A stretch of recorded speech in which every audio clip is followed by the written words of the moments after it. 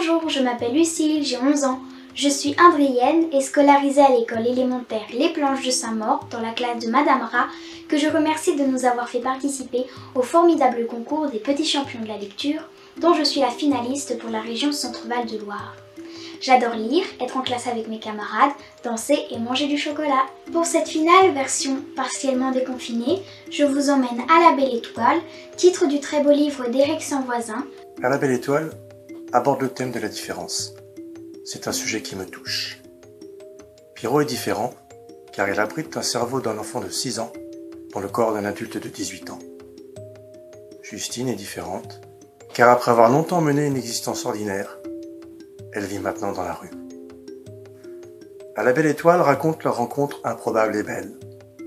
Pierrot voit en Justine une reine ou une fée qui vit dans un château de carton et qui dissimule ses trésors dans des sacs en plastique.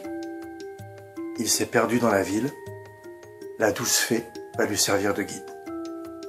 J'ai écrit ce livre parce que j'aime inventer des personnages singuliers que la vie a blessés.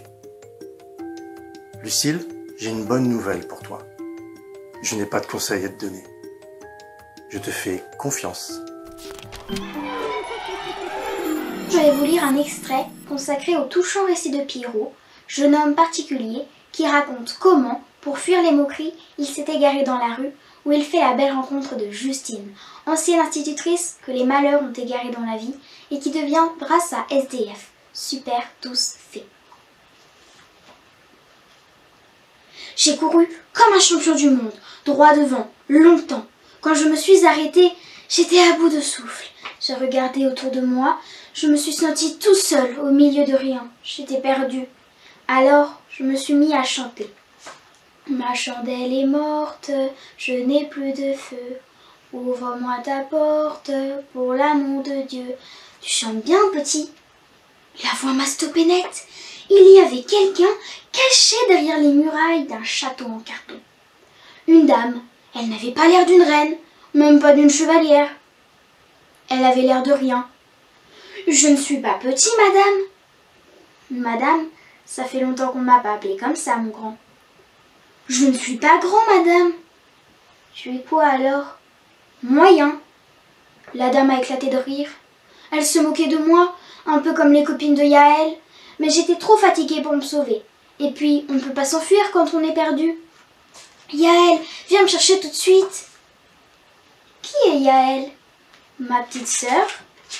Tu habites où? Sur la terre? C'est un bon début, mais où sur la terre? Tu as une adresse? Je me suis mordu l'intérieur de la joue en repensant à ce que m'avaient dit mes parents.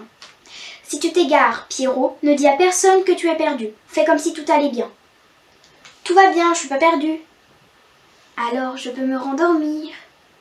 J'étais à nouveau tout seul, perdu, mais il fallait pas le dire. Il fallait faire comme si je connaissais le chemin pour rentrer chez moi, sauf que je le connaissais pas. Madame, je suis pas perdue, mais je sais plus où je suis. Tu sais où est ta sœur? À l'école? Viens avec moi, les écoles sont par là. J'ai hésité, et puis courageusement je l'ai suivie. Autrefois j'étais maîtresse. Pendant qu'on marchait, la dame m'a raconté sa vie. Elle avait été heureuse. Et puis patatras, elle avait perdu son fils, son mari, son travail, sa maison. Maintenant, elle habitait toute seule dans son château en carton. Tu apprécies l'école? Je suis jamais allée là-bas. La dame n'a rien dit, mais j'ai vu le pourquoi dans ses yeux. Alors, j'ai essayé de lui expliquer que j'étais un garçon particulier. Je suis trop lent, même quand je me dépêche. Je comprends rien, même quand je réfléchis. Je suis tellement particulier que les autres me regardent avec des gros yeux. Et j'aime pas ça. Je te comprends. Depuis que je vis dans la rue, moi aussi, on me regarde avec des gros yeux. Pourquoi? Parce que ma vie tient dans 2 sacs. J'ai pas compris. Mais dans ces sacs, il y avait un trésor, c'est sûr. La vie, c'est un trésor.